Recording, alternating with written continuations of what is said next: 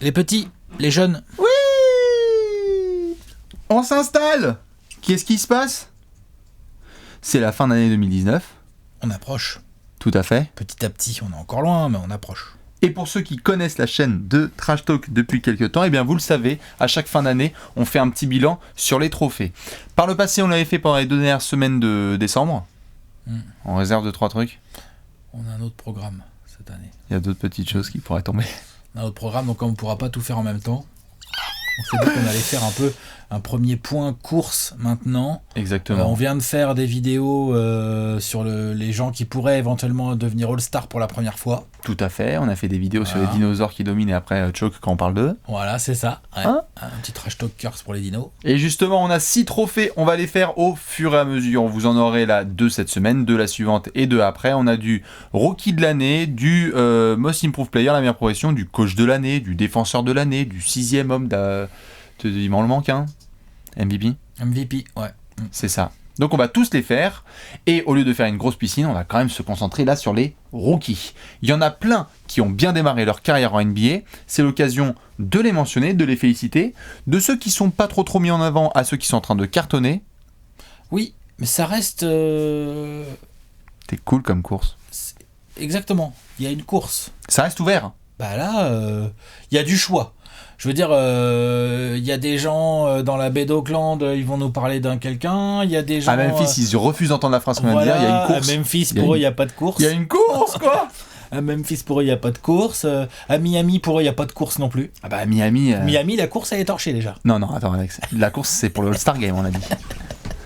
C'est-à-dire que Tyler Hero, Kyrie Irving, on sait plus trop, là. À New York, bah, eux, au moins, ils sont dans une course. À 4 pattes. Pour une fois, ils sont dans une course. Donc, si tu veux, bon voilà, du coup, ça donne la petite compétition entre rookies et sympathico, sans oublier en plus qu'il y a l'autre pépère de 200 kilos là, qui peut-être va revenir autour de Noël et qui va peut-être avoir... Le père de vue. Grosso modo, il aurait 3 mois et demi, 4 mois de saison. Quoi. Ça va, ce qui serait assez pour être éligible. Ouais, c'est vrai attention, il va falloir que... Voilà. Il va falloir carburer, n'est-ce pas, monsieur Zion? On va en parler en marge de l'ami Williamson. Mais avant ça, donc, un petit tour. Ce qu'on va faire comme modèle, c'est assez simple. On va mentionner là certains noms, on a fait une liste, dire un petit peu ce qui va pas, balancer des stats. Mais après, une fois qu'on va rentrer vraiment dans le dur et qu'on va sélectionner un petit peu le trio de tête pour chacun, on a l'occasion un petit peu de débattre et voir qui on a envie de garder encore dans la course, qui on voit devant, etc.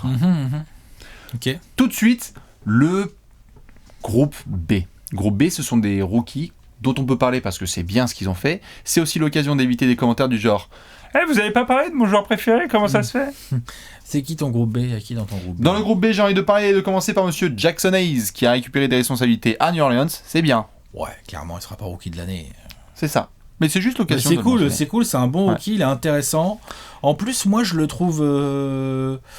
je m'attendais à plus avoir un espèce de kangourou en défense et tout. Je le trouve assez appliqué finalement. Oui. Je le trouve plutôt sur ses appuis. Non mais tu vois par exemple... Il joue encore à l'instinct.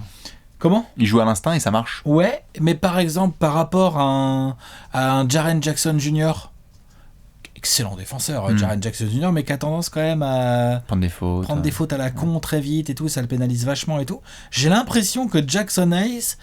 il y a du taf sur plein de domaines, mais sur ce point-là, moi j'étais assez agréablement surpris. Tout à fait. C'est un bon soldat. Latéralement, c'est un très bon soldat. Les mains sont exceptionnelles, hein. Ça on l'avait dit, hein, fils de joueur NFL, etc. Donc Jackson est très bien. Il a une détente.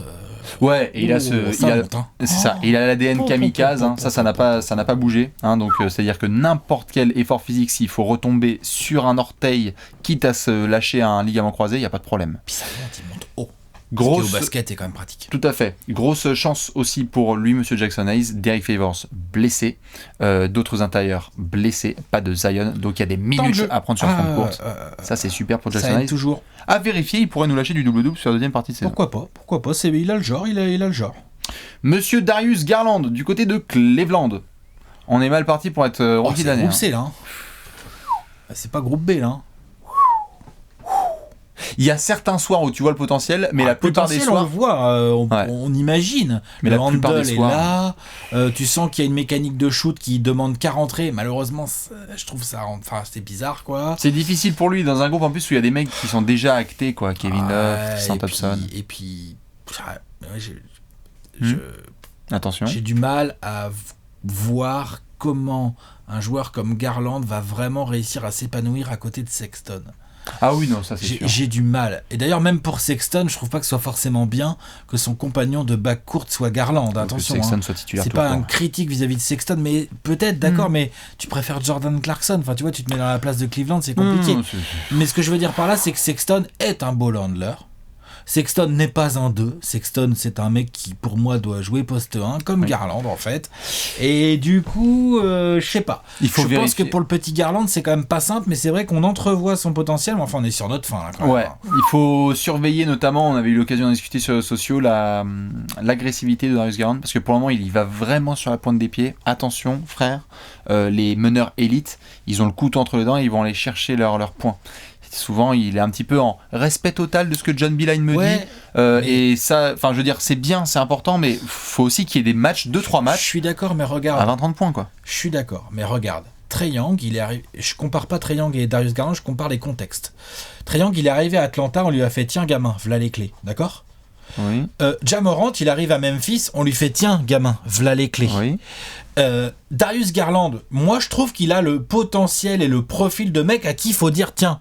Voilà les clés, tu prends les ballons. Eh ben non, il y a Colin Sexton, il y a Jordan Clarkson, qui ont plein de ballons, voire plus que lui. Donc je trouve qu'il a un contexte moins favorable. Le contexte est moins favorable, dis. tout à fait. Maintenant, ce que je dis, c'est que la règle NBA, elle est claire depuis des décennies, c'est que quand tu es un joueur de talent et que tu fais des grosses perfs, tu les prends les clés. Exactement. Donc si tu commences à faire des grosses perfs et que tu dis non, laissez-moi montrer que je suis un bête de shooter, etc., bah en fait les post-up ils sont plus pour Kevin Love et Tristan Thompson, tu deviens un joueur majeur sur pick and roll. D'accord, mais des joueurs talentueux, timides, qui mettent un peu de temps à s'exprimer, parce que pas dans le bon contexte ou parce que pas avec les bons coéquipiers, ça existe aussi. C'est pour ça. Même en NBA. C'est pour ça que je veux dire. Tout à fait, c'est pour ça qu'il est dans le groupe B. C'est juste à surveiller sur la deuxième partie de saison de Darius Garland. Franchement, un rookie de l'année, lui, il part de loin en tout cas. Monsieur Grant Williams de Boston, ça c'est très bien. Évidemment, c'est un joueur de complément. Ça c'est très très bien du côté des Celtics. Il sera pas rookie de l'année, est-ce qu'il a pas les stats ? Mais c'est l'occasion notamment de le mentionner. Très bien en défense, dans le collectif, c'est super. Parmi la clique avec Carson Edwards, c'est bien. C'est bien. À surveiller en fait en playoff quoi. Ouais, j'aime bien. Ça pourrait être un joueur qui aurait des minutes en playoff à Boston. Je suis pas étonné. Il a peur de rien. J'aime bien le joueur, moi. Expérience, on est bien d'accord. Monsieur Kevin Porter Jr., bon ça c'est pareil, c'est à Cleveland, il y a le talent, mais on suivra sur la deuxième partie de saison, c'est pas non plus... c'est bien certains soirs, mais c'est pas quelque chose. Ah mais il y a papa de gauche là, il y a quelque chose. Ah bah il y a du talent, ils ont drafté au talent de toute façon à Cleveland. Mais c'est quand qu'on tourne la page quoi, des vieux, parce que là c'est un peu tendu. J'aime bien ce que font Love et Thompson, mais bon, c'est un peu compliqué. DeAndre Hunter avec Cam Reddish, évidemment, je les mets dans un cran en dessous. DeAndre Hunter c'est bien certains soirs, mais pareil, faut être un peu plus agressif, garçon. Ouais. Voilà, DeAndre Hunter, il a quand même le profil de mec qui va être fort, mais qui va prendre un peu de temps à se développer. Cam Reddish, je sais pas quoi en penser. Cam Reddish, il faut donner le temps à ce garçon. Parce que le talent est indéniable, maintenant il faut qu'il trouve son rythme. Il y a des soirs où tu vois et tu fais genre, ok, non, c'est bon. Dans 2 ans, on se retrouve et puis il va être très bon. Okay. Je pense. C'est personnel, mais en tout cas, les débuts, oui, tout à fait, sont compliqués. Après, tu as le groupe des... Je toque un peu à la porte parce que c'est vraiment pas mal ce que je fais, mais bon, de là à être rookie de l'année, ça va être un peu comme ça quoi. C'est ça, je toque. Matisse Thybulle. Ouais. Matisse Thybulle. Sixers. À chaque fois qu'on lui a donné sa chance pour X ou Y raison, ou blessure, ou faute, ou quoi, ou machin, le mec il est rentré sur le terrain, on lui a filé le meilleur extérieur adverse, et bah il s'est sacrément bien débrouillé en défense, il est très impressionnant. C'est déjà un des meilleurs défenseurs à son poste. Sur l'homme, très impressionnant. En aide, très impressionnant également. Intercept dans les mains, les passes, les machins, super. Après, moi, pour qu'il soit dans la course du rookie de l'année...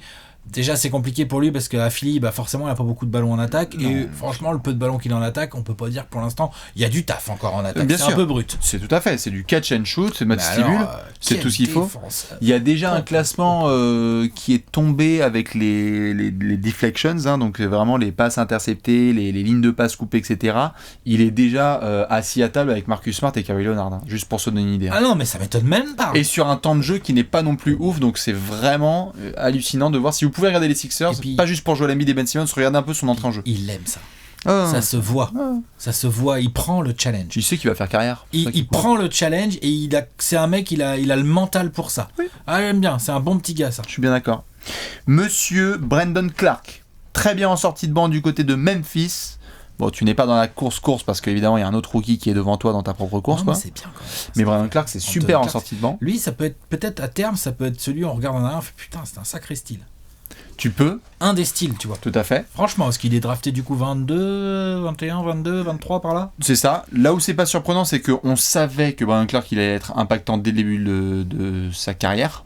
Ça, on le savait.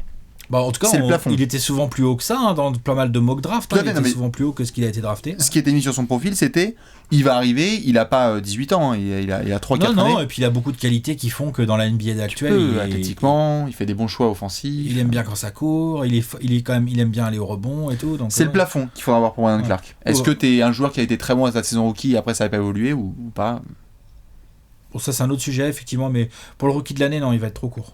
Rui Hachimura, Moi j'aime bien ce joueur. ça va. Moi j'aime bien. Dans le marasme de Washington, C'est pas si simple hein, ce qu'on lui demande. Hein. Il est titulaire au poste 4, c'est bien. dans une équipe où bon, il y a Bradley Beal et tout, mais autour on sait pas trop et tout. Enfin, c'est quand même. Mais il y a des L'avantage- soirées encourageantes. Hein, à Washington. L'avantage pour lui, c'est qu'il a une équipe qui joue le tout attaque et que lui, c'est quand même plutôt un bon scoreur. Donc il a des ballons. C'est ça. Faut qu'il progresse dans son shoot à 3 points. C'est un très bon mid-range et un très bon flotteur. Beaucoup de touchés. Je trouve qu'à 3 points, il en prend peut-être pas assez ou je sais pas ce qu'il y a. Il y a un truc à travailler là-dessus. Washington comptait sur lui à 3 points et il a fait genre. non. ça, en Mais fait, il a un vrai potentiel de mec qui peut scorer en NBA pendant pas mal d'années. Il n'a pas un jeu qui est basé forcément sur ses qualités athlétiques qui sont plutôt bonnes mais qui sont pas non plus exceptionnelles. Moi j'aime bien ce rookie. Ah mais bien sûr, tu peux avoir un plancher, comme on l'avait dit, un Marcus Morris. Il faudra suivre un petit peu ce que ça donne avec Rui Hachimura. Il pourrait faire une carrière comme ça, cette espèce de twinner un peu qui peut scorer. À surveiller. En tout cas, ouais, les bases sont très intéressantes au niveau de l'agressivité du jeu offensif. C'est bien. Dernier petit membre. Parce que ouais, je le mets quand même un cran en dessous. Par rapport à ses copains en tout cas. Tyler Hero. Les débuts sont très bien. À Miami.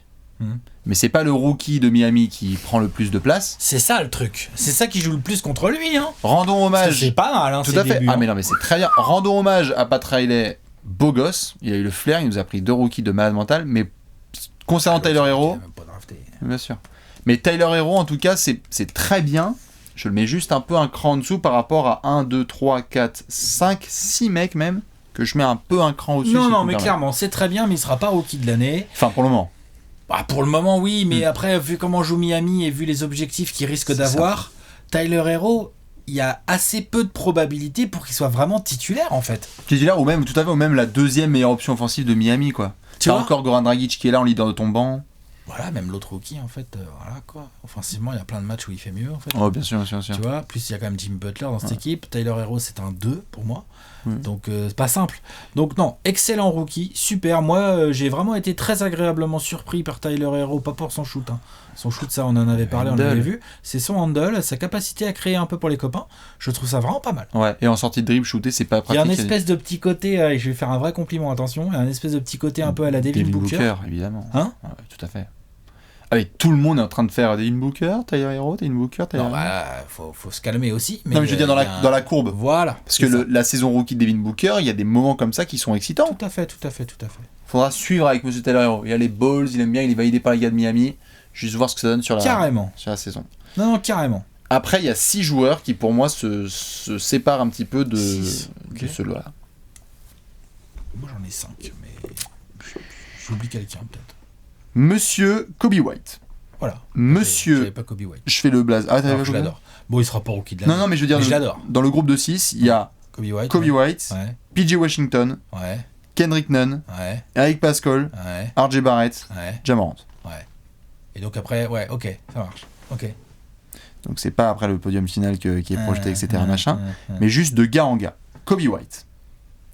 Kobe White, j'adore ce joueur. Je pense qu'il va faire carrière hein, Ça c'est sûr. en NBA. Par rapport à son dossier juste de rookie, on va le faire pour chacun. C'est pas forcément le bilan des Bulls qui le Est-ce que le pénalise. bilan, pour élire le Rookie of the Year, est-ce que le bilan c'est vraiment un gros critère ou pas? C'est pas déterminant, mais par contre, si t'es remplaçant, c'est déterminant. Si tu es le 6e homme d'une équipe qui cartonne bien, ah ouais, là ça compte, ouais. Ouais, Il y a une différence entre ça et titulaire d'une équipe de bouse, tu vois. ouais. Ok. Parce que, Et si tu es titulaire d'une équipe qui marche, qui cartonne, en tant que rookie, ah bah, c'est très bien. Mais t'en as là. bah ouais, j'en ai un. Quoi, Charlotte? Bah non. Ah, Miami, oui, alors on va y venir. Kobe White, sur son dossier. C'est pour ça que je demande si le bilan, est-ce que c'est vraiment... Alors Kobe White, si on le met pas rookie de l'année, c'est quoi le problème en tout cas dans le podium, par exemple. La production individuelle, on est à combien? Il a une production individuelle correcte, mais je pense qu'il a des clients au-dessus de lui. C'est ça? Je pense vraiment... Fais voir, je regarde tout de suite. Kobe... Moi, je trouve que l'étiquette non titulaire, ça joue quand même. Ça, c'est dur. Kobe White est remplaçant. Kobe White joue quand même 25 minutes par match. Là, j'ai les stats sous les yeux. Kobe White, c'est 13 points, 3,5 rebonds, 2 passes. Non, il ne sera pas rookie de l'année. Non, parce que... Et franchement, je pense qu'il aurait été drafté ailleurs, dans une autre équipe, dans des conditions différentes. Peut-être il serait plus client pour le rookie de l'année, parce que je pense qu'il pourrait avoir plus de minutes, plus scorer, plus avoir la balle en main aussi. On l'utilise beaucoup off-ball, alors que moi, à chaque fois qu'il a la balle en main, je fais waouh, écartez-vous, écartez-vous. C'est clair. Donc et on a vu en plus voilà. Mais bon, n'est pas Gene Boylan qui veut, hein. N'est pas aveugle qui veut. Hein. Voilà, quel clown. C'est compliqué. Je serais fan des Bulls, mais je serais fou furieux. Après, par contre, Kobe White, on l'a vu. Là, tu mentionnais ces histoires de minutes. Quand il a des bonnes minutes et les balles en main, là, par contre, il y a le potentiel qui se montre. Et puis il a un côté, je prends feu et puis rien ne peut m'arrêter. Ouais. Il a un côté, il fait un peu de tout. Hein. Kobe White va au rebond, Kobe White fait de la passe, Kobe White intercepte. Kobe White, c'est un vrai combo. Hein. Il peut handle, il peut tenir la balle, il peut gérer un peu le jeu de l'équipe. Mais sur les deux, il est pas ridicule. Hein. Il est suffisamment grand. Ouais. Tu vois, franchement, il est vachement intéressant, Kobe White. Oui, moi, à suivre sur la deuxième partie de saison, notamment ce qui se passe par rapport à un certain Tchèque titulaire à Chicago, voir si ça reste toujours quelque chose d'indiscutable ou pas. Les fans des Bulls, je veux bien votre avis, parce que pour le moment, Thomas Satoransky, il est sur le backcourt avec Zach LaVine. C'est bien d'avoir cet équilibre avec Kobe White, Thaddeus Young en sortie de banc, parce qu'ils aiment bien faire ça, El Gafford et compagnie, mais je serais pas étonné d'avoir... si les Bulls ne redressent pas la barre et qu'on se retrouve encore sur une saison flinguée, je serais pas étonné de voir un minimum le coaching staff donner des minutes de titulaire à Kobe White, quoi. J'espère. Ça serait top. Putain, j'espère pour lui. On peut pas tout détruire et faire Kobe White puis Wendell Carter Jr. J'espère pour lui. Hein. Je sais que c'est un peu osé, mais bon. Kobe White, on est d'accord, à partir du moment où tu es remplaçant par rapport aux 5 autres là qui sont titulaires, t'es un cran en dessous, désolé pour le titre de rookie de l'année, ça va être compliqué, à moins de retourner le game. Monsieur PJ Washington, pièce jointe. On est titulaire à Charlotte. On n'avait pas vu venir lui. Hein. Ah, c'est dur, hein. Il est fort. Putain. Il est bon. La production, Alex, c'est quoi? C'est un bon joueur. Je vais te faire ta ligne de stats tout de suite. C'est un bon joueur. Monsieur PJ Washington, il est titulaire pour une équipe des Hornets qui sont bien classés à l'Est. Pas si mal classé que ça, hein. C'est clair. Hein. Ça marche de taper 3 fois des 3, hein. Salut les Pistons. Presque 12 points, 5 rebonds, 1,6 passes, une interception par match, 44% à 3 points, 50% au tir en global. 44% à 3 points. Voilà. Il a été titulaire à tous les matchs des Hornets dès le début. Mm-hmm. Donc ça, c'est important. C'est un très bon point pour son dossier. C'est un très bon point. Et il nous a fait péter quelques bons cartons, mine de rien. Je suis en train de cliquer. Chicago. Déjà son premier match. Match contre Chicago. Premier match, bonjour. 27 points, 7 sur 11 à 3 points. Il nous a des 3, il a fait du sale. Péter, bouge pas. C'est pas les Kings là, qu'il avait un peu sali aussi. Si, les Kings, 23 points, 8 rebonds. Des 3, il a fait quoi? Alors, des 3. Bah, je vois pas si. Non, j'ai un 11 points. Là. Et contre des 3? Attends. 17 points, 5 rebonds. C'est mieux. Et sinon, le lendemain, 26 points, 5 rebonds, 3 passes, 4 interceptions. C'est contre qui ça? Ça, c'est des 3. C'était un back-to-back des 3. On est bien d'accord. Voilà. 34 minutes. Donc, non. PJ Washington, joueur très intéressant, joueur très bien mis en avant par James Borrego. Il s'est pas posé de questions, l'autre. Hein. Vas-y, Devonte Graham, Terry Rozier, PJ Washington, place aux jeunes, Cody Miles Zeller. Bridges. Ouais. Il est marrant, hein, ce 5. Ça fonctionne bien. Il stretch dans tous les sens. Ça shoot. Ouais. Et donc, PJ Washington, il s'éclate là-dedans. C'est ça. Maintenant, la prod. Sa prod est un peu juston. 12 points par match. Il y a des clients là qui vont être au-dessus. Ouais, ça va être compliqué. Surtout que. Et puis là, pour le coup, on en revient toujours à cette histoire de bilan. On verra comment ça tient. Mais lui, par contre, ça joue pour lui. Parce que si t'as les Hornets qui s'accrochent et qui sont là, genre en train de se battre pour les playoffs, alors que pas grand monde les a mis là. Personne. Et que dedans, il y a un titulaire rookie au poste 4. On va quand même se dire, attends, vas-y, c'est quand même très sérieux ce qu'il fait PJ Washington. Jurisprudence, alors Ford qui était dans la cuvée de Kevin Durant, je m'en souviens très bien, et qui était un rookie titulaire à Atlanta, qui menait notamment les Hawks en playoff avec un semi-double-double, et on se disait, waouh, il va avoir des votes, tout à fait. Maintenant, il faut qu'il augmente sa production un petit peu et qu'il y ait de plus en plus de matchs impressionnants, parce que ça reste encore un peu irrégulier dans les plafonds. Normal, hein, c'est pas non plus un mec qui est là depuis 500 ans. Facile, la hiérarchie est pas claire aux Hornets en plus, tu sais bien pas. Sûr. Tu joues les Hornets, tu dis bon, attends, c'est qui va en mettre 20 c'est Devonte Graham qui va me mettre la sauce ou c'est Miles Bridges ou c'est Terry Rozier. Puis même quand on regarde Charlotte, il a pas forcément les touches quoi. Il y a du pick and pop, c'est bien, il a des opportunités. C'est un joueur de catch. Hein. Oui, tout à fait, mais il faudrait aussi qu'il montre ce qu'il est capable de faire, parce qu'il prend quoi ? Il a 17 shoots dès le premier match ? Ouais. Ça n'a plus été le cas depuis. Des fois, il en a que 8. Là, il y a même des matchs où il a shooté que 4 fois. Il y en a plein de fois moins de 10. Hein. Ouais, voilà, c'est ça. Donc, non, il y a beaucoup d'irrégularités encore là-dedans, évidemment. Tu as vérifié notamment avec le Rookie Wall ce que ça donnera pour Monsieur PJ Washington. Ensuite, nous avons Eric Paschall. Surprise! Alors, Draymond a un cousin. Ouais, c'est clair. C'est marrant quand même. Ça. C'est cool. Bibendum sur pattes. Agressif, super pour les Warriors d'avoir un mec comme ça. Regardez, tu l'attends pas athlétique comme ça. Hein. Tu l'attends pas quand tu le vois marcher. Tu t'attends pas à ce qu'il court aussi vite.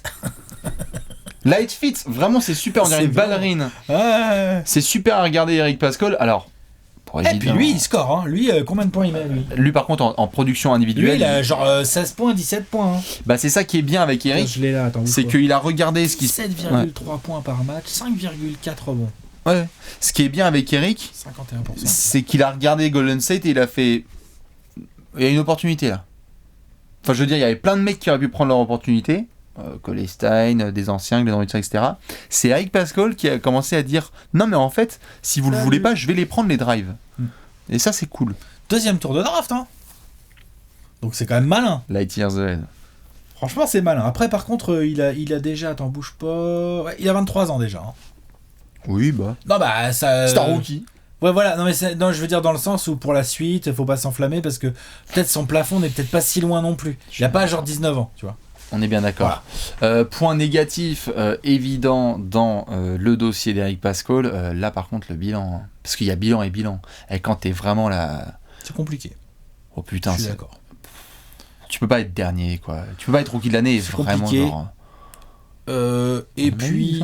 Hein ? On a eu, pardon, excuse-moi, des rookies de l'année. Bon, l'équipe est parce qu'en fait, du coup, il fait des stats, il fait des perfs, mais très rarement dans des victoires, en fait. Ouais. Tout le problème est là, en fait. Au-delà même du bilan. Ce qui est important pour les rookies, c'est de montrer aussi que leurs stats peuvent faire gagner. C'est ça. Je suis d'accord. Eric Paschall, pour le moment, je le mets de côté. Et après, il y a un espèce de trio de tête qui se sépare. Kendrick Nunn avec 2 N à Miami, qui a été élu rookie de la conférence Est sur le premier mois de compétition. Désolé, René Girard-Barrett. Il le mérite. Il le mérite totalement. Titulaire. Il est titulaire d'une des meilleures équipes de la Ligue. Il est rookie. Il est titulaire d'une des meilleures équipes de la Ligue. Et il a des vraies responsabilités offensives. Poste 1, il a la balle dans les mains. Ouais. Il shoot et tout. Tu veux ses stats ? Ah bah oui, je les ai là. Presque 16 points par match, à 45% en tir, 35% de loin. Il y a 2,5 rebonds, il y a 3,5 passes, il y a un peu d'interception. Il est rapide, il a un bon handle, il a une petite papade gauche, il a pas été drafté, quoi. Non. Putain, Pat Riley. Alors après, c'est comme ça. Donc il y a des matchs où il est giga chaud et où le lendemain. Ouais, il est streaky. Voilà, mais il a du talent. Et puis il a pas peur. Et du coup, il a exactement le profil qu'il fallait à Miami, quoi. C'est-à-dire que Miami, il y a des gros défenseurs. Il y a Butler, Justice Winslow, il y a Adebayo dans la raquette. Tu vois ce que je veux dire ? Enfin, il y a du monde. On a James Johnson, il est même pas encore en forme. Ça se trouve, l'autre, il va revenir à un moment donné un peu plus en forme. C'est quand même, on a oublié, tu vois, James Johnson. Enfin bref. C'est parfait, un espèce de meneur dynamite comme ça, alors que Dragic est en train de vieillir, là. C'est juste impeccable. Un mec qui prend les tirs et tout. Tu vois ? Donc, super c'est la entrée en NBA de Kendrick Nunn. C'est très impressionnant. On l'avait pas vu venir. Non, ça c'est la vraie belle surprise, ouais, j'avoue, de Floride. Parce qu'il y a plein de mecs. Je me disais tout à l'heure, là, même dans les 30 prix en 30 jours, je sais même pas si on le mentionne. On est là genre... il n'a pas été drafté, c'est chaud, hein. C'est une assez grosse dinguerie de pré-saison qui se confirme sur la saison et qui est rookie du mois de novembre à l'Est. Donc à vérifier. Il a dans son dossier le bilan, le titulaire et la prod. Il a les minutes, il a de la prod. Attention. Il est meneur titulaire de la deuxième équipe de l'Est au moment où on parle, et de toute façon sur le début de saison de l'une des meilleures équipes de la Ligue. Ouais, c'est chaud. Il a plus qu'un dossier, il a un excellent dossier, suis Ken d'accord. Brickman, clairement, franchement. Ouais, Kendrick, Franchement, est-ce qu'il y a déjà eu des Rookie of the Year non draftés ? Une bonne question, ça. Je n'ai pas la réponse, là, comme je la pose. Voilà. Moi, j'ai pas d'exemple en tête, mais il y en a peut-être eu, hein, mais j'ai pas d'exemple en tête. Faudra checker. Franchement, Ah bah ce serait génial, hein. Ça pique, Puis hein. pour le 8, pop. beau gosse. Après nous avons dans la même conférence monsieur R.J. Barrett chez les Knicks qui fait quand même une bonne prod. T'as les stats ?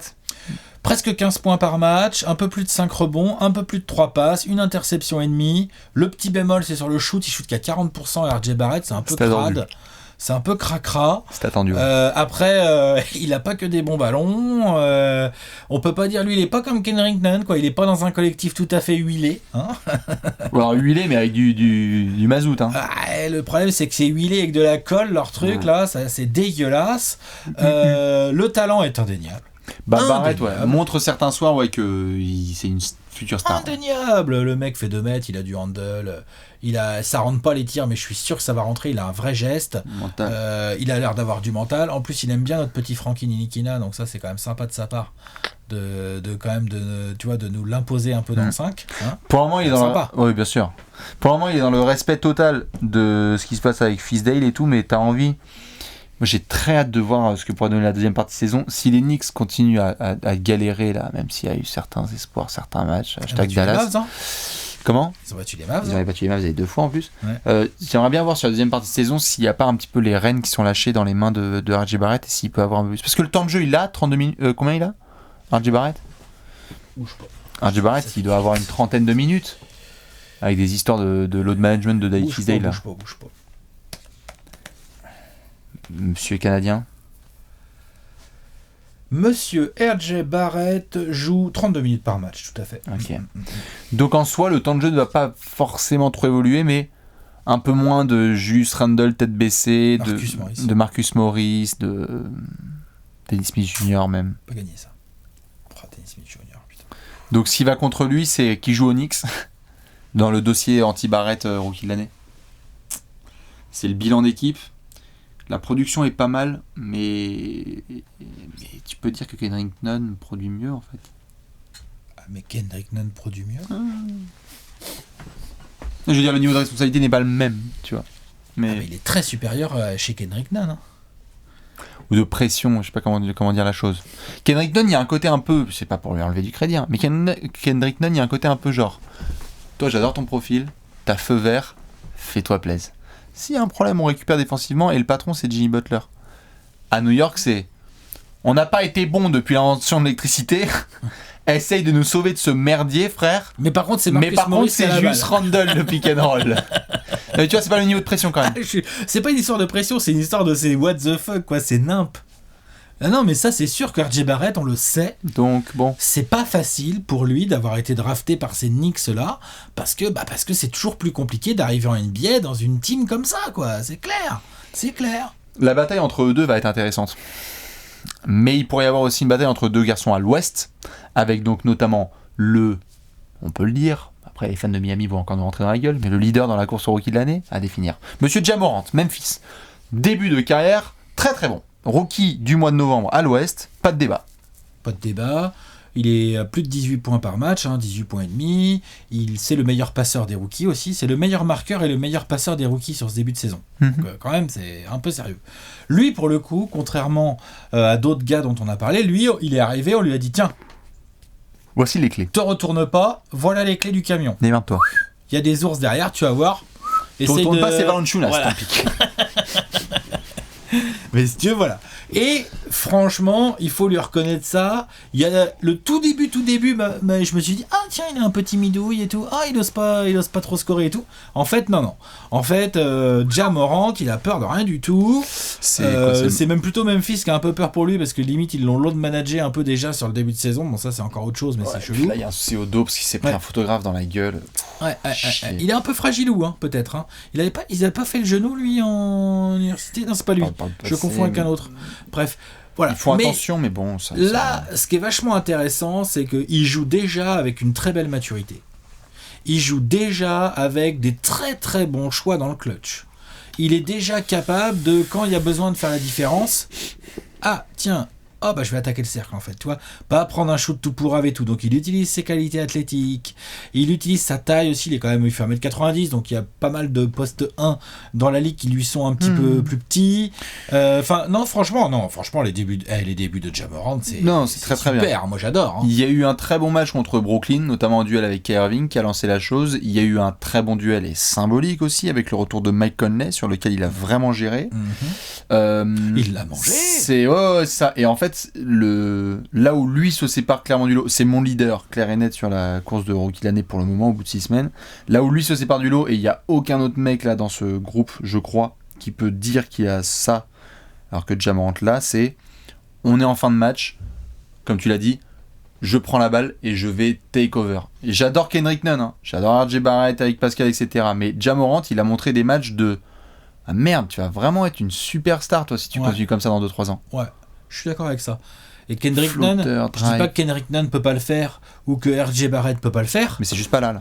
C'est pas ça. C'est que Kendrick Nunn, c'est balle à Butler. Et RJ Barrett, c'est balle à Marcus Morris. Donc, forcément, non mais... C'est garder la base. C'est con, mais... Bien sûr. Au moins, Ja Morant, mais c'est pas pour enlever à la presta de Ja Morant, mais c'est vraiment pour dire aussi que les contextes sont très importants. Ja Morant, il a une franchise qui lui fait confiance, il a une ville, il a un état qui lui fait confiance, et un coach qui lui file les ballons. Ouais. Donc du coup, il a les moyens de nous montrer qu'il peut assumer ce rôle. Ouais. Et il le fait très bien. Franchement, il le fait très bien. J'espère que c'est pas trop grave ce qu'il a au dos. J'espère que ça va pas ça va aller. Ils vont faire J'espère gaffe, que ça va pas trop le freiner ou quoi. Bon, juste faire gaffe parce que c'est un investissement sur le long terme, mais en tout cas, oui, non, Ja Morant, franchement. Pour moi, c'est le clair leader. Beau joueur. C'est le clair leader pour le moment de la course au rookie de l'année. Je suis d'accord. Vraiment. Je suis d'accord, mais par contre, il est leader, clairement leader, mais il est pas du tout genre en mode, tu vois, à cette même période de l'année dernière. Non, genre on était là, genre vas-y c'est fini, tu sais. Bien sûr. Là, franchement. Après temps mort. La dernière c'est une saison all-time de rookie, hein, juste. Oui voilà, exactement. Non, mais c'est pour ça. Mais là, je veux dire, là on est plus tôt aussi dans la saison, donc il reste quand même, on est à quoi, 20 matchs, on est au quart. On va dire qu'on est au quart à peu près de la saison aujourd'hui, où on parle, là, au moment où on parle. Donc il y a encore beaucoup de matchs. Il y a notamment un garçon qui n'a pas encore joué, qui est blessé, qui va revenir, Zion Williamson. Est-ce qu'il va revenir à temps pour être plus ou moins dans la compétition, si tant est qu'il soit bon? Non, oui, si. Tu dis oui? Oui, c'est bon. D'accord, ok. Enfin, je veux dire, les Pélicans ont été clairs pour ceux qui n'ont pas eu les dernières updates. Zion, ils ont dit, on va prendre le temps. Les premières projections qui avaient été faites au niveau de son retour, on y va mollo. S'il faut qu'il revienne un peu plus tard, il n'y a pas de souci. Mais je pense quand même qu'il va jouer le minimum requis de rencontres, c'est-à-dire 55, quoi, la cinquantaine, pour avoir un impact. Faut pas trop tarder. Hein. Oui, bien sûr, mais c'est juste que, comme on le dit, Ja Morant... c'est là, c'est dans 2 semaines. Hein. Tout à fait, mais c'est juste que Ja Morant, là, c'est bien en effet, mais il n'a pas une production individuelle qui est incroyable. Les Grizzlies n'ont pas des résultats qui sont fous. Et donc, du coup, si t'es Zion Williamson, que tu reviens, que t'as la production statistique qu'on a vue... Si Zion il revient, qu'il est en 18-10 et que les Pélicans se mettent un peu à gagner... Il est dans la course tout de suite en fait. Et 18-10, vu ce qu'il nous a montré, on va voir parce que le temps de jeu, on va vérifier. On sait pas, voilà exactement. Ça se trouve, il va être l'autre manager de ouf et tout. Ça se trouve, mais ce qu'il avait montré en tout cas quand il était sur le terrain, c'est que scorer la vingtaine ne représentait pas un problème. Et prendre les rebonds non plus. Hein. Non, bien sûr. Le dossier Zion sera surveillé. Pour le moment, ils disent fin d'année, début d'année 2020. Alors, donc, du coup, toi, c'est quoi c'est Ja Morant en 1, toi? Alors, Ja Morant est. Actuellement, pour moi, si j'ai un bulletin de vote maintenant et que je dois le déposer... Ah oui, d'un bulletin de vote, un seul joueur, ok, ouais, tu mets Ja Morant. Alors, si j'ai un bulletin de vote, aujourd'hui, je mets Ja Morant. Toi, tu mets... Moi, je mets Kendrick Nunn. Ok. Si tu dois je comprends qu'on mette Ja Morant complètement en haut, mais moi, je donne mon bulletin à Kendrick Nunn, hein, clairement. Si tu fais ton podium, donc pour la saison, par rapport à ce qu'on avait dit en début de saison, comment est-ce que tu le définis? Eh ben, je mets Kendrick Nunn et Ja Morant, et puis il me faut un 3e joueur, quoi. Non, mais par rapport à ton pronostic notamment de début de saison, est-ce que tu restes sur Zion, toi, par exemple? Ah, pardon, ok. Ouais, je pense que je peux rester sur Zion, ouais. Mm-hmm. En fait, tant que je l'aurai pas vu sur le terrain, je vais rester sur lui. Après, s'il revient, mettons que t'aies raison, là, il revient un peu avant Noël, là, puis il commence à jouer bien et tout, Le dossier, si mi-janvier, l'autre, il a enchaîné des grosses perfs et tout, bah ouais, je vais te garder Zion. Si par contre, il joue 12 minutes et puis que, de toute façon, les Pélicans ont l'air décidés à prendre zéro risque et tout, et je les comprendrais tout à fait, bah dans ce cas-là, en fonction de comment auront évolué des Kendrick Nunn et des Ja Morant, je pense que je serai sur un de ces deux joueurs-là. Aujourd'hui, je suis sur Kendrick Nunn, parce que si Kendrick Nunn fait vraiment une saison entière à 16 points de moyenne pour la troisième meilleure équipe de l'Est, 3 ou 4 passes d'ess dans un Miami qui est top 3 à l'Est, les gars, pour moi il peut être rookie de l'année, clairement. Bien sûr. Alors c'est vrai que Ja Morant m'a quelque part, je pense que individuellement parlant, Ja Morant m'a plus impressionné. Non, c'est sûr. Moi, tu vois, c'est pour ça que je vote pour Ja Morant. J'aime bien Kendrick Nunn, mais c'est une option. Enfin, je veux dire, Ja Morant, tous les soirs, il est scouté en premier. J'aime bien Kendrick Nunn, mais c'est une des pierres qui contribue à la réussite du hit. Je comprends. Et c'est vachement important. Hein. Je suis pas en train de lui retirer du crédit, mais Ja Morant, il a vraiment un niveau de responsabilité que Kendrick Nunn n'a pas. Quand tu joues le pas, hit, quoi. T'es obligé aujourd'hui de te soucier un peu de Kendrick Nunn, mais tu peux pas le mettre en numéro 1 de ta liste des soucis. On est d'accord. Alors que Ja Morant, effectivement, tant que Jaren Jackson prendra 8 fautes dans le premier quart, il sera forcément... Non mais tu vois, il y a de ça aussi. Forcément... Il y a un thème, parce que RJ Barrett avec Mitchell Robinson, ils aiment bien aussi prendre des fautes. Ouais, Mitchell Robinson, c'est pareil. C'est dans les 2 premières minutes qu'il prend 8 fautes. Mais par contre, Kendrick Nunn, genre, il a le niveau... Genre, on lui file des tirs dans des moments chauds des matchs. Ouais, on lui file la balle. Mais je trouve qu'il y a un écart. On s'appuie sur lui. Moi, je trouve qu'il est pas si gros. Non, mais à l'heure actuelle, il est pas si gros au niveau de la production et de ce qu'on voit sur le papier, mais juste l'écart entre les deux joueurs, je trouve, et bien voir le bordel que ce serait. En tout cas, ça joue entre ces deux-là pour toi aussi ou pas ? Ou c'est pas lui ton deuxième ? Oui, non, c'est Ja Morant, Kendrick Nunn et RJ Barrett, parce que je l'avais mis en rookie de l'année, RJ Barrett, et je veux bien voir la deuxième partie de saison. Moi, je garde Zion. Ok. Je garde Zion, mais j'avoue qu'aujourd'hui, Kendrick Nunn, franchement, il est là. Il est vraiment là. C'est fort pour un rookie d'être le poste 1 titulaire d'une équipe aussi forte que Miami. C'est du lourd, non drafté, en plus le mec sort de nulle part. Je reste sur monsieur Ja Morant. Dites-nous sur qui vous allez voter à l'heure actuelle sur les rookies, s'il y en a qui vous ont séduit, évidemment. Et nous, on aura l'occasion d'enchaîner avec un autre petit trophée, n'est-ce pas ? Allez. On va enchaîner tout de suite. À tout de suite. Ciao.